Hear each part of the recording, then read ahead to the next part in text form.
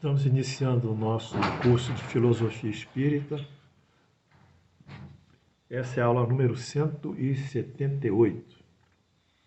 Peço a vocês para clicarem aí, se inscrevendo no curso.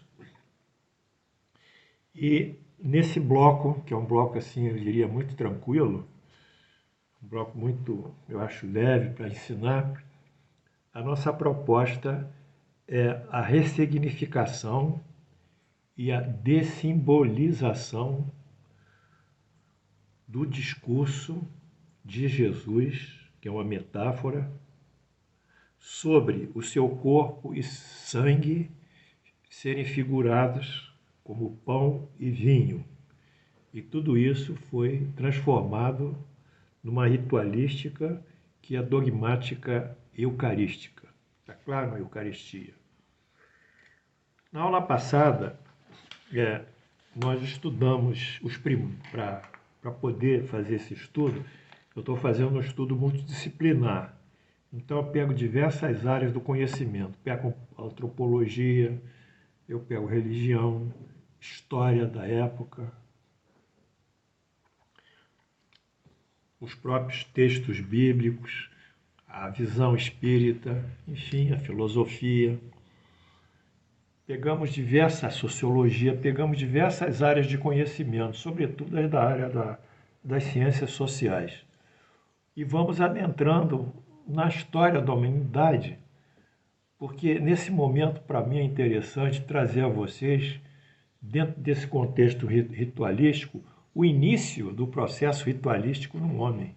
Isso é o acesso a Deus como mecanismo religioso. Então, na aula passada, nós estudamos o pensamento pré-lógico, em que o homem não diferencia o que é imaginário do que é real. Tudo para ele existia.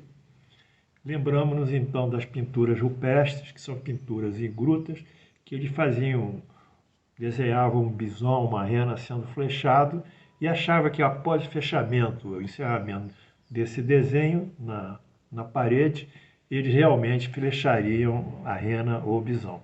Era um pensamento que criava, segundo eles, a própria realidade.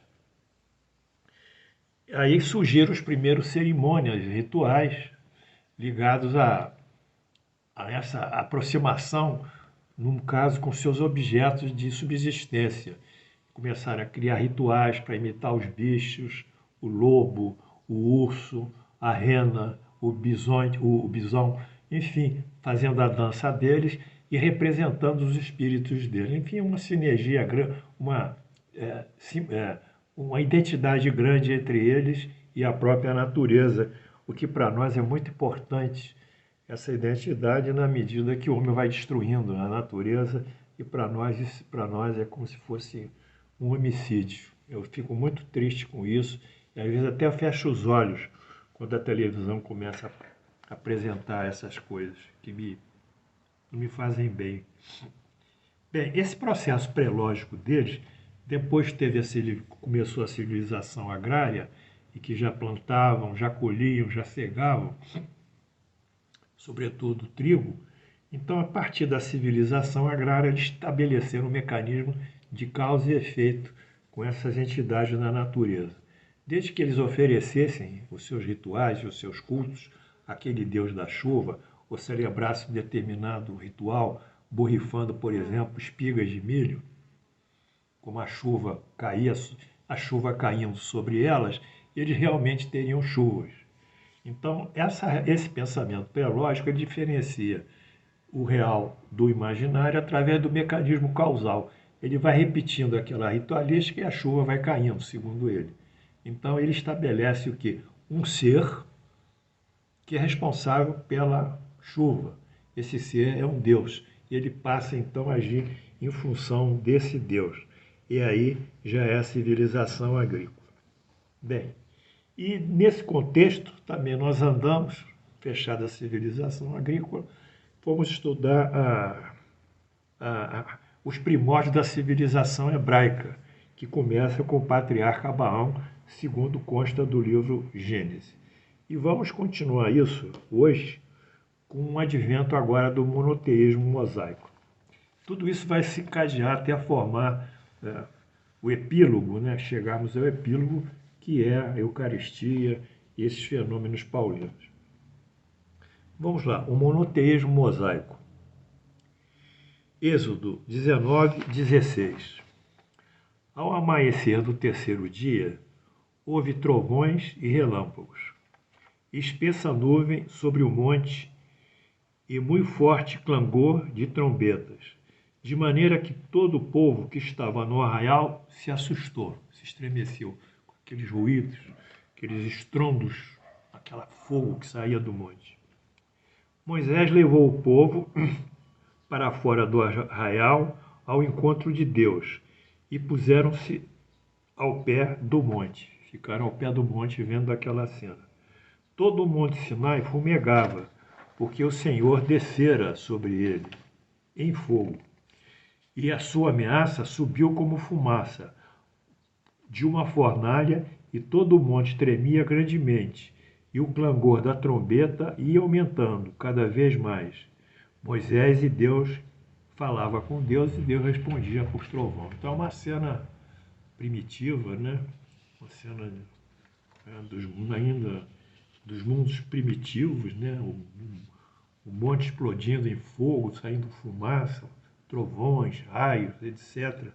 Toda uma cena muito primitiva. E Moisés é o interlocutor de Deus com o seu povo. Essas cenas são cheias de fenômenos terrificantes, ameaçadores, manifestação de um Deus que explode em chamas. Produz ruído altíssimos, estrondos, explosões. Deus que pelo medo, pelo temor, leva os ali presentes a colocarem o rosto no chão, pedindo piedade e comiseração, sentindo-se ameaçados.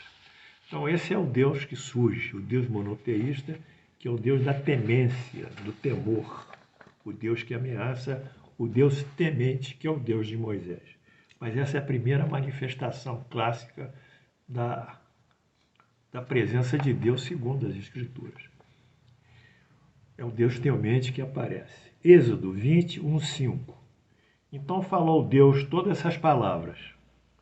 Aí ele vai dar os 10 mandamentos, alguns. Eu selecionei apenas os ligados ao monoteísmo.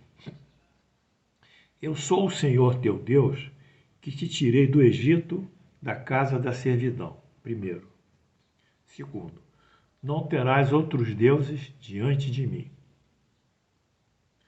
Não farás para ti imagem de escultura, nem semelhança alguma do que há em cima nos céus, nem embaixo na terra, nem nas águas debaixo da terra. Então ele veda esculpir imagens, a semelhança dele, ou, e vai mais ainda, não de outros deuses. Não o adorarás, nem lhe prestarás culto soberano, porque eu sou o Senhor teu Deus. Olha, essa passagem de Moisés aqui interessante, do Decálogo, que ele diz que não farás para ti imagem e escultura, ela entrou em conflito com a Igreja Católica medieval, que tinha os seus santos, tinha os seus imagens, já tinha as suas adorações, tinha a sua liturgia.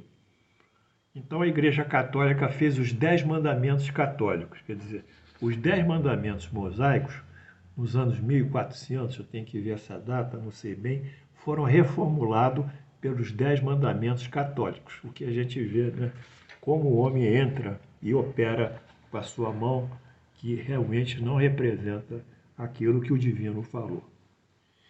Bom, fica assim religiosamente constituído o monoteísmo, nesse momento, desses fenômenos cataclismáticos que acontecem no Monte Sinai. A partir de então se iniciará a construção da doutrina de caráter teológico. Aí vem Deus. Aí nós temos que constituir uma teocracia. Theo, Deus, Kratos, poder. Os sacerdotes vão intermediar o seu povo junto a Deus, e o poder de Deus será transferido para os sacerdotes, que exercerão esse poder sobre o povo, o Kratos. Então, eles forma a primeira teocracia. Bem, na base dessa doutrina de caráter teológico, nós encontramos os seguintes conceitos. Primeiro, concepção de Deus, monoteísta, princípios a serem seguidos pela doutrina, construção de um sistema de cultos exteriores, ritos cerimoniais, construção da liturgia, que ela é praticada pelos religiosos judaicos, os clérigos, que eram os levitas. Os levitas é que faziam essas construções ritualísticas e religiosas. Um código de sanções, como em todas as religiões, e favores ou benesses. Os que violam a lei são punidos, e os que seguem a lei, que o próprio clero vai determinar, são agraciados. E além disso, ainda tem o respeito à própria liturgia do mosaico. Bom, dentro disso, aqui inclui-se a própria liturgia e não apenas o mandamentos mosaicos. Muito bem. O que acontece aqui que nós temos que ver? A promessa de Deus é que os seus seguidores futuramente viverão na terra de Canaã, a terra prometida. Essa era uma promessa de Deus, que sairiam do deserto de Sinai e atravessariam o rio Jordão e viveriam numa terra abençoada. O mundo espiritual, mais tarde, teria assinalado por Jesus como o reino dos céus, essa terra prometida, e de todo desconhecido ainda pelos judeus. Então, os judeus eles tinham foco de um território físico, que era Canaã, e que o Deus prometeu a eles Canaã. Mas Jesus não tinha Canaã, tinha o reino dos céus.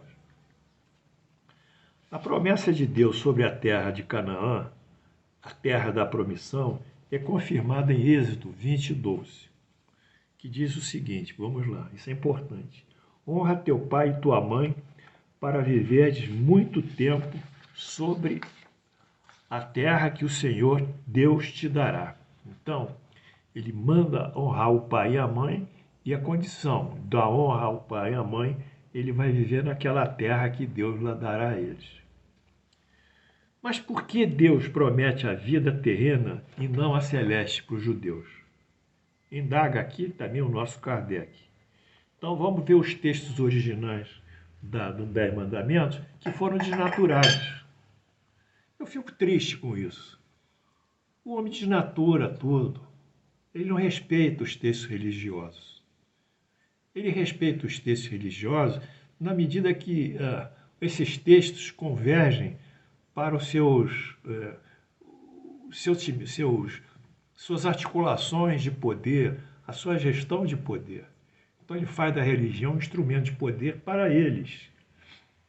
Mas na medida que a religião fere essas virtudes que eles querem propor sobre o poder, eles reescrevem os textos.